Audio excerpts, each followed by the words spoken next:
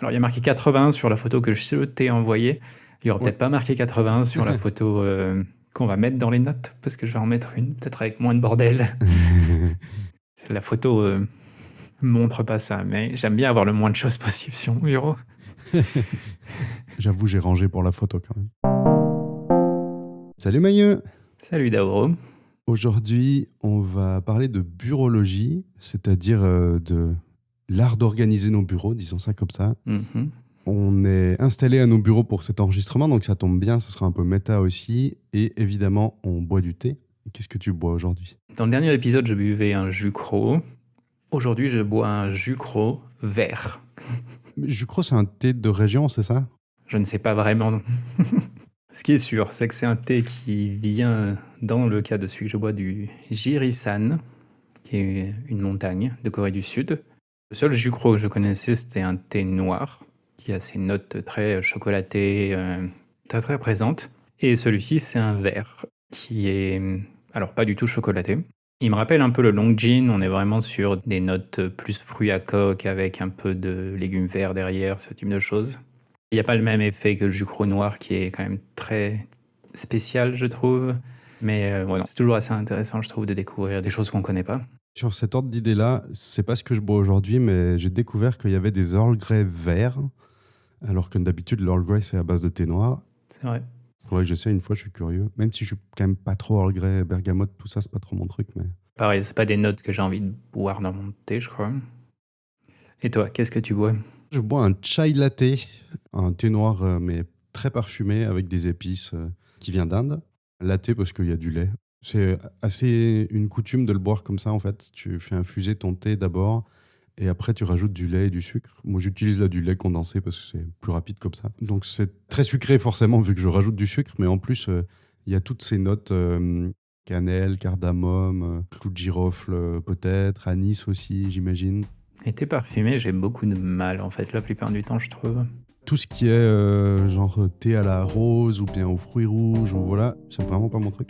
Le chai, c'est une des rares exceptions.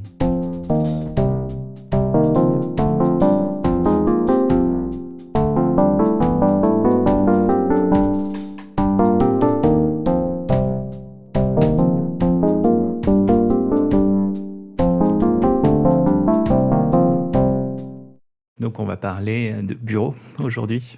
Oui, j'ai découvert il y a quelque temps, c'est un journaliste de Canard PC, qui est un magazine de jeux vidéo, qui, pour rire, s'est dit envoyez-nous les photos de vos bureaux et je vais les juger, tout ça sur un ton un petit peu humoristique.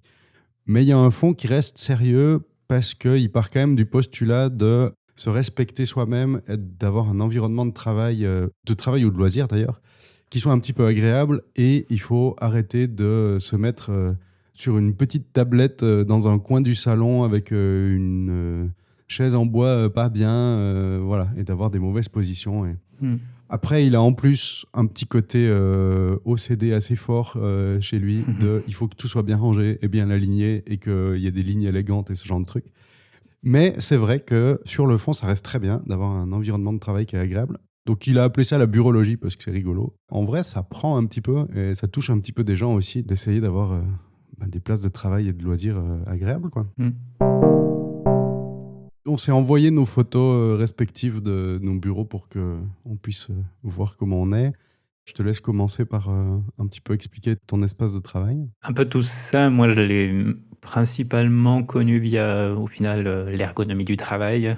À force de travailler tout le temps assis devant un écran avec la souris dans la main, etc., j'ai pas eu des douleurs qui étaient liées directement à la position au final, mais il y a eu un peu plein d'autres choses dans ma vie qui ont fait que j'avais des douleurs dans le bras droit. Mhm. Donc j'ai commencé un peu à améliorer les choses. Ça a principalement démarré par des claviers, essayer de trouver un clavier plus ergonomique. Puis ensuite, je suis passé à un bureau debout. J'ai commencé à tester aussi des souris différentes. À la longue, ça s'est transformé en l'état actuel des choses, qui est que mon bureau, c'est un bureau assis debout, qui dans mon cas est motorisé. Pour les gens qui ne connaissent pas, juste un bureau assis debout, ça veut dire qu'on peut régler la hauteur du plateau Voilà. pour qu'on soit capable d'être en même temps assis devant et en même temps debout. Le plateau est à la bonne hauteur quand on est debout. J'en avais pris un motorisé principalement parce qu'ils ont des boutons de mémoire, donc comme ça je peux le régler assis c'est telle hauteur, debout c'est telle hauteur et puis c'est réglé. Mmh. Sous mon bureau, j'ai un plateau slash tiroir qui se tire et se range sur lequel j'ai le clavier et la souris pour avoir le tiroir à hauteur, quand je suis assis en tout cas, des jambes et le bureau légèrement plus haut parce que comme ça l'écran est à la bonne hauteur. Mmh. Sur la photo que toi tu vois, j'ai une souris, classique, principalement parce qu'en ce moment je joue, beaucoup. Ouais. J'ai ressorti cette souris et je change pas régulièrement, mais en fait la plupart du temps, j'utilise un trackpad comme sur un ordinateur portable. Tu qu'un écran, ça c'est un truc qu'on peut préciser, mais je vois un iPad devant? J'utilise de temps à autre mon iPad comme, écran secondaire. Tu te concentres sur un seul écran autrement? Pendant longtemps, j'avais 2 écrans, voire même 3 avec l'écran du laptop Mmh. et en fait, j'ai l'impression que cette histoire de multi-écran, c'est un peu une justification pour avoir plein de trucs. Moi, je trouve que ça m'aide pas du tout à me concentrer sur ce que je fais. L'usage que moi j'en avais, c'était que je mettais un peu des applications secondaires sur mon 2e ou 3e écran, mais ces applications, elles sont secondaires pour une raison, c'est qu'en fait, j'en ai pas besoin tout le temps. Donc si j'en ai pas besoin tout le temps et que j'en ai particulièrement pas besoin quand je suis en train de me concentrer, c'est que j'ai pas besoin de l'écran. J'en discutais il y a pas très longtemps, avec quelqu'un qui a 3 écrans et qui dit qu'il peut pas se passer de ces 3 écrans. Je répondais: «Non mais si». Je peux comprendre, il y a des fois des cas d'usage de métier. Oui. Si tu dois faire du monitoring par exemple, bah oui, il faut en avoir partout, voilà. Mais autrement, la plupart du temps, un écran ça peut suffire, éventuellement 2, mais je pense que plus que 2, c'est assez rare d'avoir ce cas d'usage, Si on fait du multi-écran, il faut que ce soit pour une seule et unique tâche sur les 2 écrans. J'ai le montage vidéo en tête, par exemple. J'imagine qu'avoir plusieurs écrans pour du montage vidéo, c'est quand même pratique parce que c'est vrai qu'avoir, la timeline en gros, le rendu, sur l'écran à gauche, par exemple, ou des choses comme ça permet, d'avoir la place de travailler. Ouais. Là, on est vraiment sur une tâche en cours. Le problème que j'avais, moi, c'est qu'à la longue, je commençais à faire du multitâche. Et quand j'ai voyagé, pendant 1 an et demi où là, bah, j'étais confiné à un laptop, de 13 pouces et c'était tout. J'ai un peu réalisé au final tout ce que je viens de dire avant. Quand j'ai qu'un seul écran, avec uniquement ce que je suis en train de faire, ben, évidemment, je suis beaucoup plus sur la tâche. Et j'ai un ami qui a eu la même chose récemment, qui a été un gros, croyant, on va dire, du double écran, qui a voyagé pendant 2 mois et demi, 3 mois, je crois. Il a dit: «Ah ouais, je me suis rendu compte en voyageant que j'avais quand même tendance à avoir beaucoup plus de focus sur ce que je faisais», alors que par rapport à chez lui, avec ses 2 écrans, il avait l'impression quand même d'être plus dispersé. Pour en revenir sur, ton bureau, tu as un seul écran, l'iPad comme, éventuel écran secondaire de temps en temps. Sur l'iPad, ce que je mets, c'est mes notes. Ça me permet d'avoir sous les yeux les références en cours dont j'ai besoin pour la tâche que je suis en train de faire. Je l'allume que s'il y a besoin, en fait. Pour le reste, ta machine, c'est un laptop qui est quand même bien posé sur le bureau? Tu utilises, quoi? C'est un MacBook, Pro. Pour l'instant, je suis pas très content de la manière dont je branche les trucs dessus, parce que j'ai beaucoup plus de choses à brancher que de ports disponibles. Parce que bon, évidemment, c'est pas un ordi qui est fait pour être, le hub du bureau d'une certaine manière, même si je trouve qu'ils sont suffisamment puissants et bien faits pour. C'est un peu le bordel de câbles un peu partout. Le juge, te jugerait de: «C'est mal rangé les câbles, aïe aïe aïe», Ouais, clairement. faut trouver des solutions, Surtout qu'à une époque, je gérais des petits data centers, on va dire. J'ai un peu tout ce qu'il faut pour enrouler les câbles, mais là, le problème que j'ai, en fait, c'est un peu plus un problème d'accès et de câbles que je passe mon temps à brancher, débrancher. Et j'ai pas encore pris le temps d'aller, me chercher un hub et un truc que je peux, avoir, constamment en accès facile et surtout passer la plupart des câbles sous le bureau aussi. Dernier truc que tu as sur le bureau, je vois sur le côté, tu as une sorte de bac pour, tenir des choses? À gauche, j'ai 3 bacs qui sont très bordéliques en ce moment. C'est mon inbox, physique. Quand je reçois des lettres ou des choses comme ça, je les mets dans le bac du haut. J'ai le même système avec mes emails. J'ai une inbox, un dossier que j'appelle follow-up, des choses que moi j'ai à faire et un dossier qui s'appelle en attente. Et là, c'est des choses où j'attends les autres. Sur la droite, tu as un truc grillagé qui est pendu au bureau. C'est un truc de cuisine, je crois. C'est un peu pour mettre, les trucs dont j'ai besoin régulièrement, mais pas tout le temps. Donc il y a principalement des câbles et il y a mon surplus de câbles du micro parce que j'ai un câble XLR de 2 mètres, je crois, alors que j'ai pas du tout besoin de 2 mètres. Au moment où j'ai eu besoin d'en acheter, j'ai trouvé que ça. Je vois. Je mets aussi, un autre clavier que j'ai un petit clavier Bluetooth. Il y a mon trackpad aussi dans ce petit truc grillagé. C'est l'accès rapide pour... Les trucs un peu que t'as pas besoin tout le temps, mais en même temps, si tu vas le ranger au fin fond d'un placard ou un truc comme ça, c'est pas pratique non plus. Sur la partie droite de mon bureau, j'ai la grosse lampe blanche qui est sur un bras. C'est une lampe que j'avais achetée quand je m'étais remis un peu à faire de la peinture sur figurine. Elle t'éclaire le mur derrière pour faire l'éclairage. Je la mets sur le mur, comme ça diffuse bien. Mais c'est vraiment une lampe qui est très blanche. Moi, je suis habitué à ça, mais elle peut être assez désagréable. C'est pratique aussi, je trouve, pour le traitement photo le soir, parce que ça me permet d'avoir une pièce qui est proche de la lumière du jour. Comme ça, j'ai pas un peu cette différence de lumière qui fait que tu traites la photo de manière un peu différente, quoi. Ouais. Et sinon, j'ai une lampe de luminothérapie. Le rectangle, je sais pas si on voit sur la 3e photo que j'ai mis, où il y a marqué Lumi dessus. Ça, c'est une lampe de luminothérapie, donc c'est une lampe qui est vraiment très très puissante, au point où quand elle est allumée, la regarder en face, ça peut faire mal aux yeux. Je m'en sers principalement en hiver, quand je me lève le matin et qu'il fait vraiment sombre. Ça permet de recaler un peu le cycle circadien. Mhm. En termes de ressenti, franchement, je sais pas si ça marche pour de vrai. Mais c'était ma somnologue qui m'a dit que si, il y avait des recherches récentes qui montraient que ça avait un effet positif et que ça permettait de recaler le rythme circadien.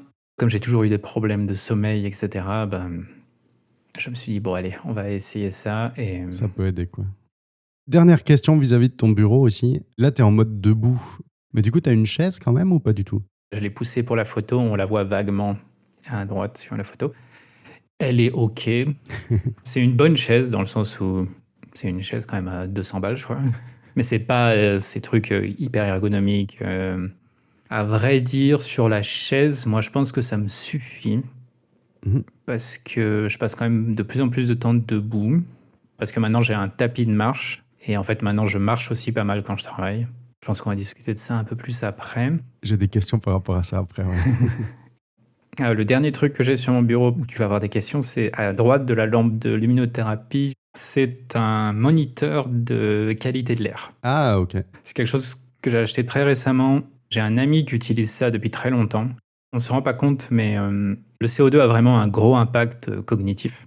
Et il monte beaucoup plus vite qu'on se le dit.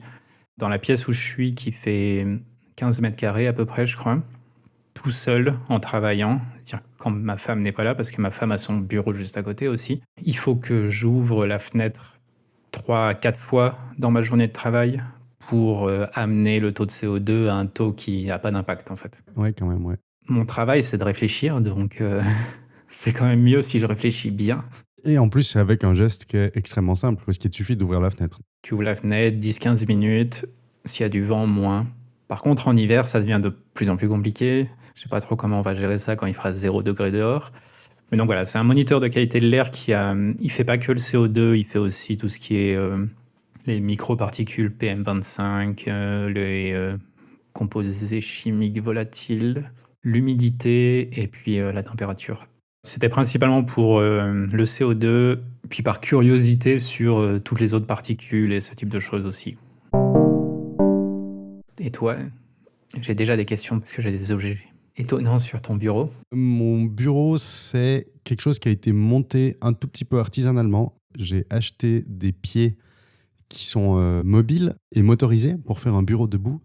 Mais il n'y avait que les pieds. Donc après, j'ai aussi été acheter un plateau en bois que j'ai poncé, verni et vissé sur ces pieds-là. Ce qui va certainement répondre à une de tes questions, c'est qu'est-ce que c'est le truc gris un peu ovale, un peu soucoupe volante qui est par terre? C'est ça. C'est en fait une sorte de ballon un peu mou. Je me mets dessus et c'est pas stable. Donc tu es obligé de faire des micro-mouvements en permanence. Et ça évite d'avoir une mauvaise position. Enfin, ça encourage d'avoir une meilleure position. Ouais, ça évite vraiment d'être complètement statique. Et en plus, ça fait travailler un peu les chevilles, travailler un peu les mollets, donc c'est pas mal. Tu te mets debout dessus. Je me mets debout dessus, ouais. Et tu l'utilises sur ta chaise aussi en étant assis? Ça peut me servir de repose-pied quand je suis assis. On a quelque chose de similaire, nous, prévu pour être mis sur une chaise. Mais en même temps, tu peux aussi te mettre debout dessus, ou ce genre de choses. J'avais eu un truc à mettre sur une chaise pour me pencher un peu et faire que je me tiens mieux. Mais en fait, je passais mon temps à glisser et du coup à me tenir très mal. Les trucs triangulaires, là, c'est ça? Ouais. Là, ça a vraiment la même tête que le tien. L'idée, c'est que ça te permet de pas avoir un ballon, Mm. mais d'avoir quand même les bénéfices d'être assis sur un ballon parce que tu dois quand même te tenir droit du coup et tu peux pas trop t'affaler sur ta chaise. Une note de mon kiné qui me disait qu'il faut aussi faire gaffe quand on est debout de ne pas rester debout trop longtemps parce qu'on a tendance à se fatiguer et à se tenir mal après. Donc il disait que c'est mieux de changer de position entre assis et debout toutes les demi-heures plutôt que de rester 2 heures debout et de se péter le dos après. Des fois, il y a ce réflexe de s'appuyer sur le bureau et d'être un peu plié en deux. Ça, c'est pas bon. Je peux rester longtemps debout, mais généralement, je vais de toute façon bouger parce que je me rends compte que je réfléchis mieux si je bouge un peu. Si en plus j'ai de la musique ou ce genre de choses, ça peut m'arriver de vraiment bouger. Alors la chaise, justement, là j'ai une chaise de chez Ergo Human, donc c'est une marque de chaises ergonomiques assez chère pour le coup, hein. Là j'ai tout un historique d'avoir des chaises plutôt de qualité qu'au fil des années, j'augmente un peu de gamme à chaque fois. Et là je pense que je suis dans le tout haut de gamme des chaises. Moi ça fait partie des trucs super importants, il faut bien être assis sur son bureau et dans la mesure de ses moyens, évidemment, prendre les chaises les plus adaptées par rapport à son budget, mais vraiment être sur des chaises faites pour le bureau. Ouais. Autrement, sur le plateau du bureau lui-même, j'ai mon clavier qui est un clavier mécanique, un repose-poignet, une souris verticale. Tout ça, c'est pour faire que je sois bien installé et que j'ai pas mal au poignet, que j'ai pas mal au bras. Et alors, c'est très récent, maintenant, j'ai un tapis de bureau. C'est-à-dire, c'est comme un tapis de souris, mais c'est gigantesque. Je me suis toujours dit que c'était nul et que ça servait à rien, jusqu'à ce que j'en ai un. Déjà, ça amène un petit peu de déco, c'est sympa. Mais c'est trop bien, parce que ta souris, elle glisse vachement mieux. C'est plus agréable pour poser tes poignets dessus, voilà. Et ça se nettoie en plus assez facilement. Donc, non, c'était très agréable. Je recommande, alors qu'au début, je voyais pas l'intérêt, parce que ça marchait très bien, même le bureau. Ouais. Sinon, j'ai 2 écrans. Mon écran principal qui est en face de moi et mon écran secondaire qui est sur la gauche. L'écran principal, alors qu'il est ajustable en hauteur, il est quand même pas assez ajustable en hauteur, donc il est posé sur 2 cartons. La plupart sont trop bas en fait parce Mais que oui. c'est assumé que tu es censé, comme ce que moi j'ai, à savoir avoir un tiroir pour ton clavier et que le bureau est plus haut. Mm. Et que donc, parce que le bureau est plus haut, il y a la bonne hauteur. Mm. Il y a beaucoup de gens qui ont leur clavier ou leur souris sur le bureau, donc il faut que ton bureau soit plus bas pour être à la bonne hauteur par rapport à tes bras, et donc les écrans sont jamais assez hauts. En termes de bureaulogie, si on voulait faire les choses bien, et aussi en termes d'ergonomie, du coup, si on voulait faire les choses bien, il faudrait que je remplace le pied de l'écran par un pied VESA, donc avec les montures normales, voilà. Sauf que comme j'ai un écran un petit peu particulier, parce qu'il est prévu pour le graphisme et la photo, le pied, il est vraiment intégré à l'écran, donc je ne peux pas enlever le pied lui-même. Ok. Alors que mon écran secondaire, qui est à gauche, j'ai enlevé le pied de l'écran original. J'ai acheté 20 balles une monture VESA qui a un pied complètement réglable en hauteur. J'ai pu poser l'écran dessus. Je peux même faire pivoter l'écran. Ce qui est d'ailleurs mon cas, mon écran est à la verticale. L'écran secondaire est à la verticale. L'écran principal, lui, est tout droit. Donc c'est vraiment un truc que je recommande, c'est de monter ces écrans sur des montures VESA. Soit ça peut être un pied statique comme j'ai, soit ça peut même être un bras et du coup on peut l'ajuster où on veut. Ouais. C'est vraiment un bon truc. Pourquoi il a la verticale, du coup, ton écran de gauche? Un peu comme toi, j'ai tendance à dire que trop de multi-écran, c'est pas super. Mon écran principal, il est devant moi, c'est là que je fais tous mes trucs. Mon écran annexe, c'est plutôt pour mettre un petit peu de bordel, comme, je sais pas, mon lecteur de musique, par exemple.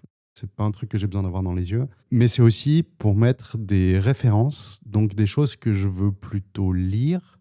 Il y a plus de place à lire à la verticale. Ouais. Je veux pas des lignes de texte qui sont trop longues, donc j'ai pas besoin d'avoir un écran à l'horizontale.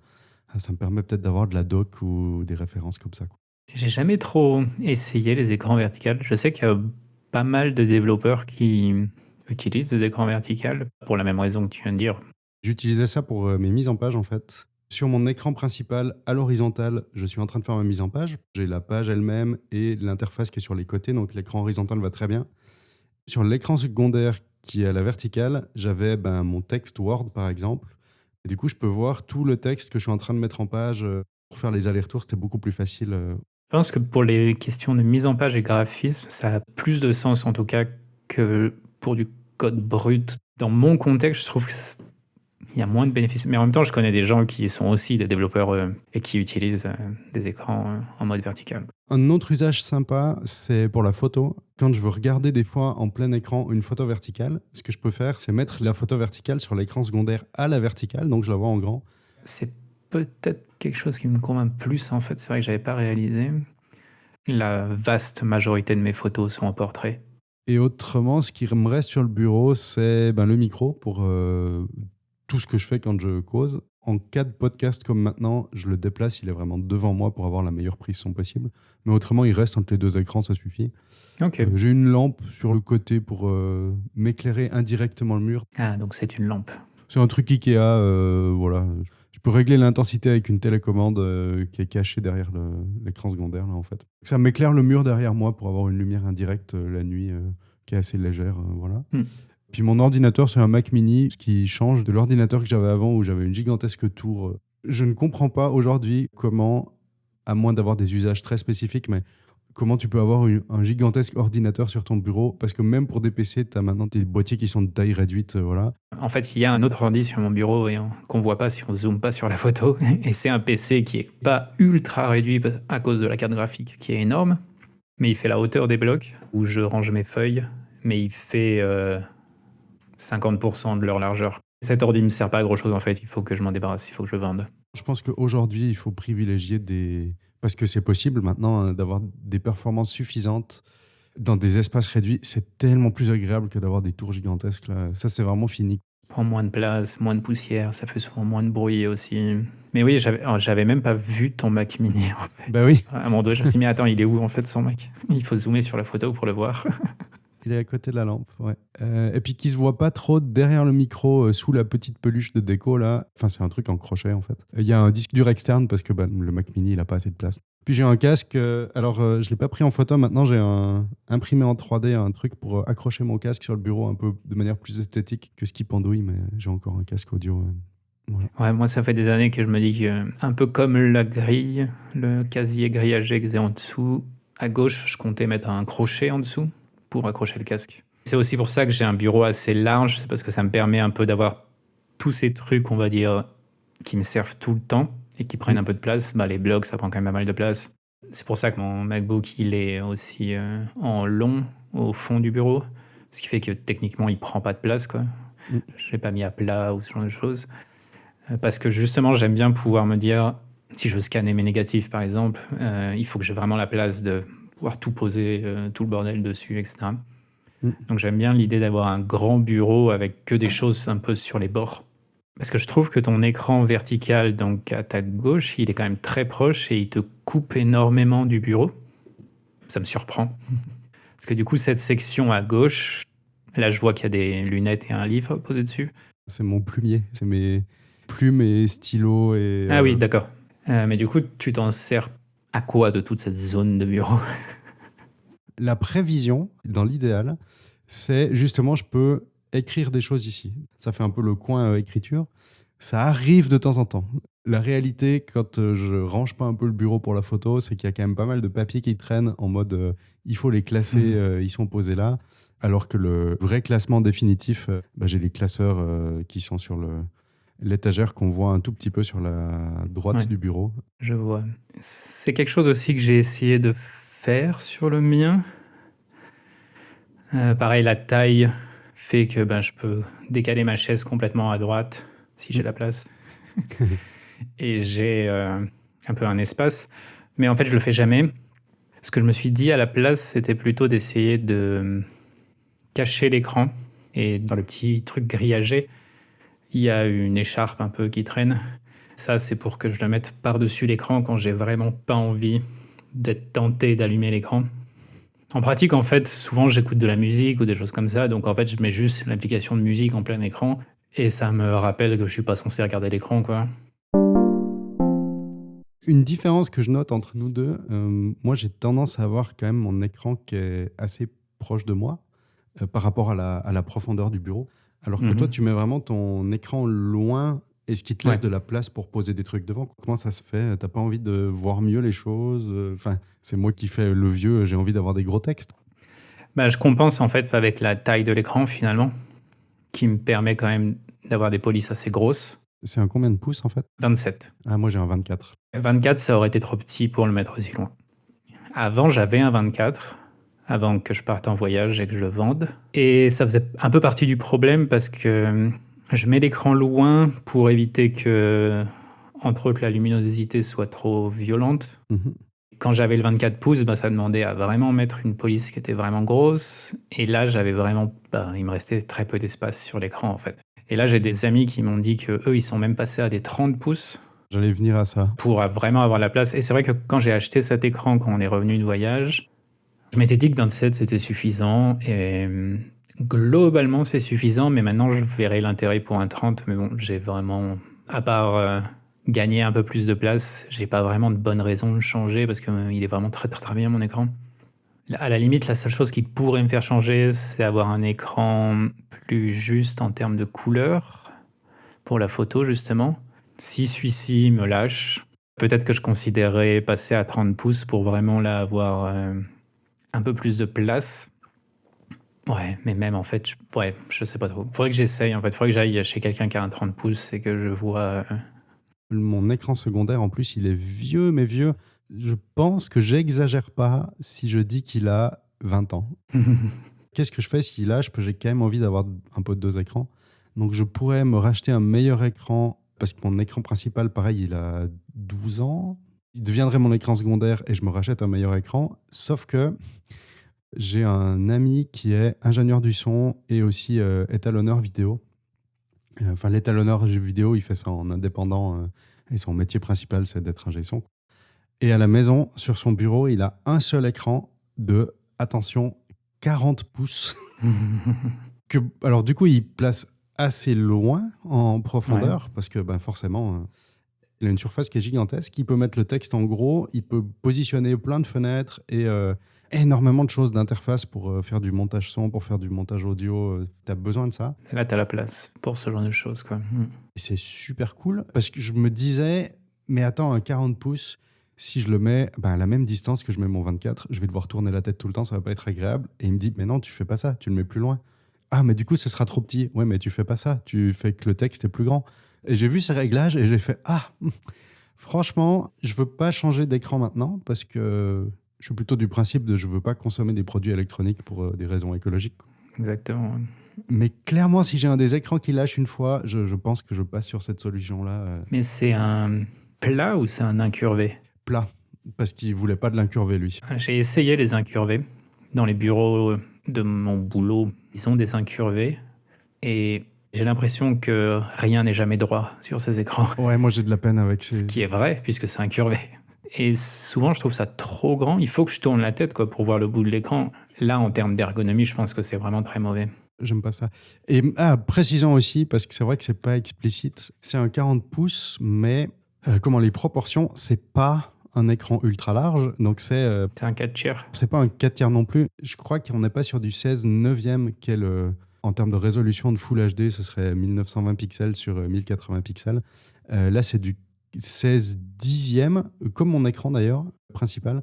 Donc c'est 1920 de large sur 1200 de hauteur. C'est un tout petit peu moins une bande que le truc cinéma. Évidemment, comme il a un 40 pouces, c'est pas cette résolution-là, c'est du 4K, mais là, je sais pas par cœur les trucs. C'est juste que la proportion est effectivement en 16 dixièmes et pas un truc ultra wide. Parce que pareil, les trucs ultra wide, tu tournes la tête et c'est pas super. Ça fait trop bandeau, je trouve. J'aime beaucoup ce format de 16 dixièmes par rapport au 16 neuvième, qui est le truc le plus courant en fait, où je trouve qu'on manque un tout petit peu de hauteur, parce que dès que tu as de l'interface de ton navigateur qui vient te bouffer les 150 pixels du sommet, il te reste plus grand-chose. Alors que en fait, ça te permet, avec un 16 dixième, d'avoir le contenu de la page web, par exemple, qui est l'équivalent de ton écran complet des gens qui ont un 16 neuvième normal.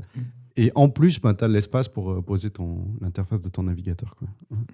Ouais. C'est vraiment un petit truc que je préfère comme format. Autant je ne reviendrai pas au 4 tiers d'il y a 25 ans, 30 ans. Là. Autant le 16 neuvième, je trouve un peu étroit. Ça me surprend qu'on est quand même complètement passé au 16 neuvième, 16 dixième pour les écrans depuis des années. Mais en fait, les interfaces de nos logiciels, elles n'ont pas changé. Et il y a toujours ce côté, on prend le haut pour plein d'informations et ça compresse de plus en plus ce qui est vraiment important en bas. Alors maintenant, ça change un peu quand même. Il y a où la barre du haut disparaît un peu. J'ai Notion sous les yeux, par exemple. Il n'y a pas cette barre de fenêtre, puis de l'information. Il y a la barre de la fenêtre, elle contient aussi l'information. Donc ça change un peu, mais c'est pas très logique quoi, de vouloir constamment profiter de cette longueur pour mettre plein d'infos alors que le contenu devient de plus en plus compressé, quoi. Surtout que ces proportions-là, c'est vraiment issu du cinéma. Oui, c'est mieux que le 4 tiers, je suis d'accord, mais c'est quand même trop étendu par rapport à une interface d'ordinateur, je trouve. D'où, à mon avis, la supériorité du 16 dixième par rapport au 16 neuvième, parce que tu as juste ce petit espace vertical en plus. Souvent, je pense qu'on réfléchit pas vraiment à l'écran par rapport à ce qu'on va faire dessus, mais en fait, ouais, le ratio, il a un impact sur les informations qu'on va afficher. Des fois, ça peut peut-être avoir du sens d'avoir des écrans qui ont des ratios non classiques, parce que pour ce qu'on veut faire, c'est mieux. On se retrouvera dans le prochain épisode pour parler de la suite, c'est-à-dire qu'est-ce qu'on considère un peu comme essentiel pour avoir une place de travail loisir de qualité. Qu'est-ce qu'on pense de bureau assis, debout. Toi, tu as une histoire de tapis de marche aussi dont j'aimerais parler. Et puis, on pourra peut-être parler de quelques petites astuces pour s'installer de manière générale dans un endroit confortable. D'ici là, je rangerai mon bureau. Je pense que je vais juste mettre la photo en bordel là, pour cet épisode. J'assume le bordel. D'ici là, et blague à part, où est-ce qu'on peut nous retrouver ? Principalement sur notre site internet, tâche avec un s-2-t.fm. Et de là, on a nos liens vers les différents réseaux sociaux. Les épisodes sont sur YouTube aussi, si vous préférez les écouter là. Dans tous les cas, si vous pouvez, mettez des likes, des favoris dans votre application parce que ça aide un peu. Mais le mieux, c'est si vous connaissez quelqu'un qui sera intéressé par ce sujet, parlez-lui de cet épisode. À bientôt. À la prochaine fois.